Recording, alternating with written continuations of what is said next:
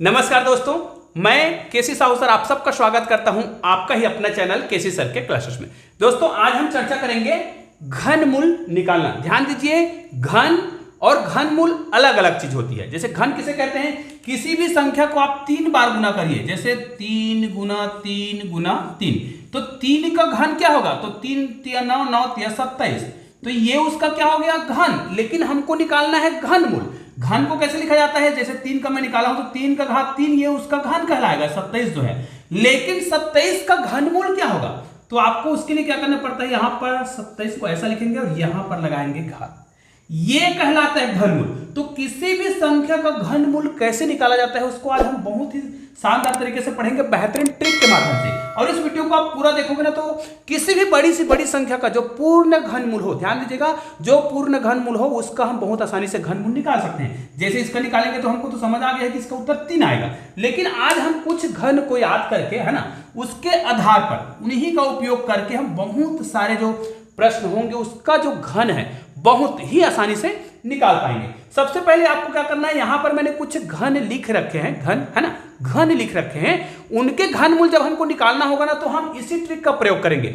जैसे मैंने 2 का घन लिख रखा है, कितना? 8, 3 का 27, 4 का 64, 5 का 125, मतलब 5 गुना 5 गुना 5, 5 को 3 बार गुना करेंगे तो 125 आता है। तो ये उसका घन है। ध्यान दीजिए, घन और घनमूल, तो ये इसका घन है, ये इतना याद रख लेना है, ठीक है। तो ये देखिए, 6 का घन कितना होता है? 216, 7 का घन कितना होता है? 343, 8 का घन कितना होता है? 512, उसी प्रकार 9 का 729, 10 का घन कितना होता है?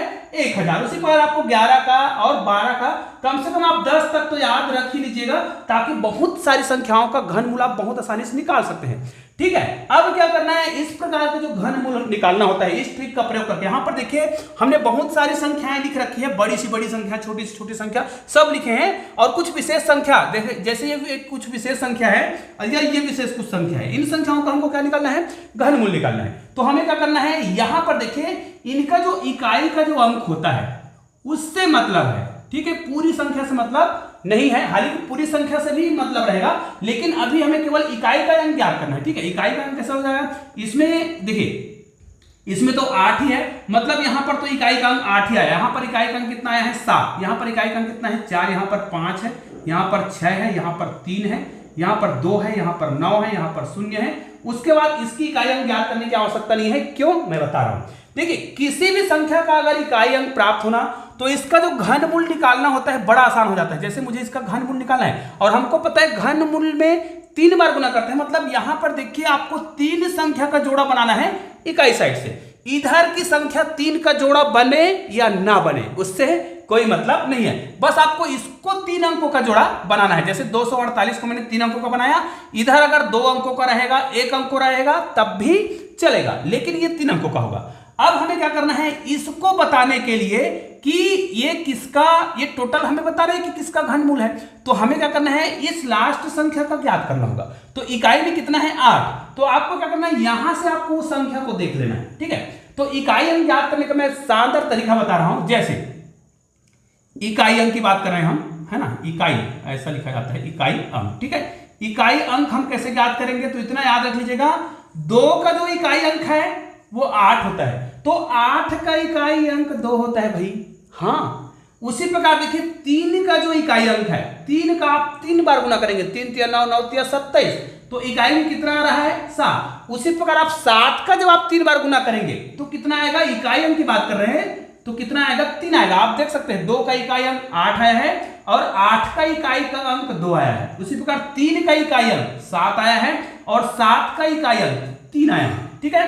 उसके बाद देखिए 4 का जो इकाई अंक है कोई परिवर्तन नहीं है, 4 ही आता है। 5 का इकाई अंक 5 ही आता है। 6 का इकाई अंक 6 ही आता है और 7 का तो हमने कर रखा है और 8 का भी इकाई अंक कर रखा है और 9 का जो इकाई अंक है वो 9 ही आता है। अब 1 का इकाई अंक तो 1 ही आएगा और 0 होगा तो उसका इकाई अंक 0 ही आएगा। तो ये भी एक प्रकार का बेहतरीन ट्रिक है, इसके माध्यम से आप बहुत आसानी से याद कर सकते हैं। 2 का 8, 3 का 7, बाकी का सेम होता है, बड़ा सिंपल सा है, बस आपको 2 चीज को याद करना है। अब हम इसका मान कैसे निकालते हैं, तो ध्यान दीजिए, ये तो याद हो गया, इसको लिखने की आपको आवश्यकता नहीं रहेगा। आपको क्या करना है, ध्यान दीजिए, जैसे मुझे इसका घनमूल बताना है या फिर इनमें से किसी का ही बताना है। चलो हम यहीं से शुरुआत करते हैं। तो हमने 3 अंकों का जोड़ा यहां से बनाया और 3 अंकों का जोड़ा यहां से बनाया। अब इस 3 अंकों से हम इकाई का अंक प्राप्त करेंगे। मैंने बताया है इसका इकाई का अंक कितना है 8 और यहां पर देखिए 8 इकाई, इसमें आपको ढूंढना है इकाई अंक 8 कहां पे है, यहां पे है। तो ये किसका घन है, किसका है 2 का है। तो इसका घनमूल क्या हो गया फिर 2 हो गया, मतलब यहां पर जो है वो 2 आएगा। अब हमें क्या करना है, इस पर चलना है। ये देखिएगा इस पर चलना है। तो यहां पर आपको क्या करना है, ध्यान दीजिएगा, इसको हमें क्या करना है, इसको हमें ऐसे देखना है कि 373 जो है यहां पर किसके अंतर्गत आता है, किन दोनों के बीच में आता है। तो यहां पर देखिए 343, ठीक है, यहां पर लिखा है 373, मतलब 343 और यहां पर लिखा है 512, मतलब ये जो है 343 और किसके बीच, 512 के बीच आएगा, क्योंकि ये 373 है। ठीक है, तो यहां पर क्या आ जाएगा, ये किसके किसके बीच आ रहा था, 7 और 8 के बीच, मतलब यहां पर आ जाएगा 72।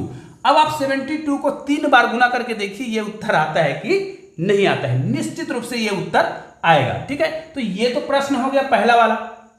अब आइए हम इस प्रश्न को देख लेते हैं। बहुत ही शानदार तरीके से इसको हम हल करते जाएंगे। मैंने क्या कहा है, यहां पर 3 अंकों का जोड़ा बनाया है, 3 अंकों का जोड़ा बना दिए। इसके इकाई अंक देखना, इधर मैंने बताया ना कितने अंकों का हो सकता है, 3 अंकों का जोड़ा बनाया। तो देखिए यहां पर 6 आना चाहिए, इकाई का अंक 6 आप यहां पर ढूंढ लीजिएगा। ये देखिए यहां पर इकाई का अंक 6 आया है और इकाई के अंक में 6 कब आया है, 216। तो 216 का घनमूल क्या है, 6, मतलब इसके इकाई का अंक में कितना आएगा, 6 आएगा। अब दहाई का अंक प्राप्त करने के लिए इसको देखना है ये किन 2 घनमूलों के बीच है या घन के बीच है कहा जाए। तो घनमूल से घन बनाएंगे। यहां पर देखिए 17 किन के बीच होगा, यहां पर देखिए ये 8 है, ये देखिए ये 8 और 27 के बीच है, मतलब 2 का जो घनमूल है कितना आता है 8 और 3 का जो घनमूल है, घन है एक घन है, ये कितना आता है 27, मतलब 8 और 27 के बीच है कौन, 17। तो ये हमें लेना कौन सा है, बड़े वैल्यू को छोटे वैल्यू। आप हमेशा याद रखिए आपको छोटे मान को लेना रहेगा। तो 8 और 27 के बीच है, तो 2 और 3 के पीछे कहा जाए तो आपका आंसर कौन सा आ गया, 2, मतलब ये आपका आंसर हो गया है पहले प्रश्न का। ठीक है, आइए दूसरे प्रश्न का देख लेते हैं। दूसरे प्रश्न का कैसे करेंगे, यहां पर देखिए हमें फिर 3 का जोड़ा बनाना है, यहां पर 2 का जोड़ा बनाएंगे। यहां पर देखिए 1 इकाई का अंक आपको 1 ढूंढना है, यहां से यहां तक आप जाइए। इकाई का अंक कब आएगा, इकाई का अंक में 1 कब आएगा, जब इसमें आएगा। ठीक है, या फिर 1 का हमने लिखा नहीं है, 1 का आप क्या करिएगा 3 बार गुना करेगा तो 1 ही आएगा, या तो इसको कहें या फिर 1 को कहें। ठीक है, तो यहां पर हम क्या लिखेंगे, सबसे पहले बात हम लिख देंगे इकाई का 1 लिख देंगे, इसका काम खत्म। अब यहां पर देखिए ये है 68 68, तो 68 किन दोनों के बीच में आएगा, इसमें आप देख लीजिएगा 68 किन दोनों के बीच में आएगा। एक तो 64 दिया है 64 और एक दिया है 125, इन दोनों के बीच आएगा, मतलब 64 और 125। इन दोनों में छोटा कौन है, 64 छोटा है। तो 64 का घनमूल कितना है, 4 है, ये तो उसका घन है, ये उसका घनमूल है। तो यहां पर आपका उत्तर कितना आ जाएगा 41, मतलब ये इसका जो घनमूल है वो कितना होगा 41, मतलब 41 को यदि हम 3 बार गुना करें तो इतना उत्तर आएगा। ठीक है, इसी को तो घनमूल बोला जाता है, 921। ठीक है, ये हो गया इसका घनमूल, ये हमारा आंसर है। ठीक है, उसी प्रकार अगले प्रश्न में चलते हैं। इसका तो हमने निकाल लिया 41, इसका देखते हैं। फिर 3 अंकों का जोड़ा बनाएंगे, फिर 3 अंकों का जोड़ा बनाएंगे। यहां पर देखिए इकाई में 9 कब आया है, इसमें देख लीजिएगा इकाई में 9 किसमें आया है, 9 में ही आया है। तो यहां पर तो इकाई का अंक हमारा 9 हो जाएगा। 3 अंक देख लीजिए यहां पर, इस 3 अंकों को केवल हम इसके क्या करते हैं, यहां पर जो घन दिया हुआ है उसको ढूंढना है कि ये किन दोनों के बीच में आता है, वहां से छोटा मान लेना है। तो 328 यहां पर देखिए ये 343 है जो कि 328 से बड़ा है, मतलब एक मान तो ये हो गया 343 का और दूसरा मान ये ऊपर जाएगा, क्योंकि 328 जो है 343 से छोटा है, मतलब ये क्या होगा, इसका मतलब वो जो मान है 216 और 343 के बीच है, मतलब या तो 6 या 7, हमने बताया है छोटा मान, तो ये कौन सा आएगा 6, मतलब इसका मान होगा 69। अगर आप क्या करिएगा 69 को 3 बार गुना करेंगे ना तो ये मान आ जाएगा।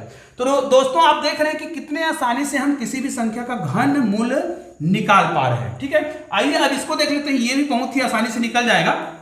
7 आपको 3 का जोड़ा बनाना है, 3 का जोड़ा बनाना है, 7 ढूंढना ही इकाई अंक में। ये देखिए 7 कब आता है, जिसके इकाई में 3 है, मतलब इकाई में 7 कब आएगा, 3 के घन में। ठीक है, तो यहां पर कितना आ जाएगा, पहला इकाई अंक तो 3 आ जाएगा। ये देखिए क्योंकि इकाई में 7 लाना है। इसमें आते हैं, याद रखिए इसको देखते समय इकाई में लाने वाला सवाल नहीं ढूंढना है। इकाई में अंक देखने के लिए आपको लास्ट के अंक को देखना है, वो इकाई का अंक होगा। इसको देखने के लिए आपको ये देखना है कि ये किन दोनों के बीच में आया है। तो 804 किन दोनों के बीच में आएगा, किन दोनों घन के बीच में आएगा। 804 की बात हो रहा है, 804, तो ये आ जाएगा 729 और 1000 के बीच में आएगा। दोनों में छोटा कौन है, देखिए ये 9 का है और ये 10 का है, तो छोटा कौन सा है, 9। मतलब ये आपका आंसर आ गया 93। 93 को 3 बार गुना करेंगे, ये आंसर आ जाएगा। बिल्कुल याद रखिए, वीडियो के लास्ट में 3 बहुत ही महत्वपूर्ण और शानदार प्रश्न आपके लिए है, उसके उत्तर आपको कमेंट करके बताना है इसी मेथड से। आइए अब इस प्रश्न को देखते हैं, थोड़ा सा बड़ा है और ये प्रश्न तो बहुत बड़ा है, ठीक है। तो यहां पर देखिए, इसको आपको जब हल करना होगा या इसको हल करना होगा, है ना, इसको मान निकालना है मतलब, तो 3 आपको देख लेना है। 3 कब आता है इकाई में, यहां पर देखिए 3 इसमें आता है और इसका मैंने बहुत शानदार ट्रिक बताया है। 7 का 3 और 3 का 7, तो 3 का कितना आएगा, 7, क्योंकि इसके इकाई में कितना है, 3 है, 7 है। तो यहां पर क्या लिखेंगे हम, इकाई का अंक तो हमने प्राप्त कर लिया 7 से, ठीक है, क्योंकि इकाई में 3 है। तो इकाई में 3 कब आता है, 7 के घन में आता है, ठीक है, 7 हो गया। इसमें आता है 600 जो 58 है ना, 658 जो है किसके बीच आता है ना। तो ये देखो, ये 729 बड़ा हो गया और 512, मतलब ये 8 और 9 के घन के बीच आएगा, मतलब 512 और 729 के बीच आएगा।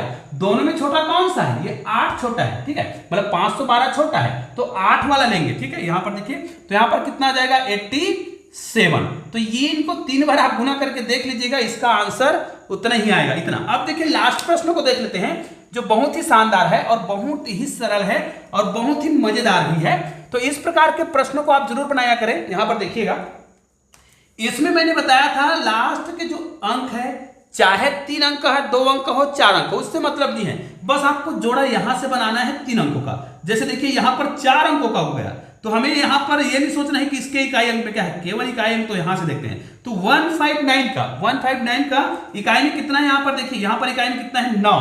तो इसमें आपको ढूंढ लेना है 9 कहां पे आता है, यहां पर आता है। तो 9 के ही घन में आता है ना, घनमूल में, घन में। तो ये कितना आएगा, 9 आ जाएगा। ये हो गया आपका 9, ये 9 का ही है इसलिए 9 आ रहा है, ठीक है। ऐसा नहीं कि 9 है तो 9 लिख दिए, 9 इकाई अंक इसमें है तो ये 9 का है घन। अब इसमें आ जाते हैं, यहां पर इकाई अंक नहीं ढूंढते हैं, हम ये देखते हैं कि ये किन दो घनों के बीच है। तो ये किन 2 घनों के बीच है, 1685 है। तो यहां पर देखिए 10 का तो 1000 होता है, ये तो हमें पता है। 11 का निकाले तो कितना आता है, 1331 आता है और 1728 इसमें आता है। तो ये किन के बीच है, इन दोनों के बीच है, 11 के घन और 12 के घन के बीच है। तो इसमें से छोटा कौन सा है, छोटा होगा ये। इसका मतलब ये हो गया आपका आंसर, मतलब 119 को आप 3 बार गुना करेंगे ना, 3 बार बोल रहा हूं, 3 बार है ना, 3 बार का मतलब 119 गुनी 119 गुनी 119, मतलब ऐसा, तब ये उत्तर आएगा। तो निश्चित रूप से आपको बहुत आसानी से समझ आ गया होगा। अब आइए मैं आपके लिए 3 प्रश्न लिख रहा हूं, इन 3 प्रश्नों के उत्तर आपको मुझे कमेंट करके बताना है, ठीक है। तो यहां पर मैं कुछ प्रश्न लिख देता हूं। पहला प्रश्न लिख देते हैं 175 616, ये प्रश्न पहला हो गया। उसी प्रकार हम दूसरा प्रश्न लिख लेते हैं 571 और 787, ठीक है। और ये तीसरा प्रश्न जो बहुत ही महत्वपूर्ण है, ये हो जाएगा 21952। यहां पर देखिए इन तीनों प्रश्नों के उत्तर आपको मुझे कमेंट करके बताना है। तो दोस्तों, यदि आपने चैनल को अभी तक सब्सक्राइब नहीं किया है ना, तो चैनल को सब्सक्राइब करने के लिए नीचे मेरे चैनल का लोगो दिखाई दे रहा है, उसको क्लिक करके चैनल को सब्सक्राइब कर दीजिएगा। और बगल में 2 शानदार वीडियो दिखाई दे रहा है, उसको जरूर देखिएगा, बहुत ही शानदार वीडियो है। तो दोस्तों, मिलते हैं ऐसे ही बेहतरीन वीडियो के साथ, तब तक के लिए जय हिंद, जय भारत।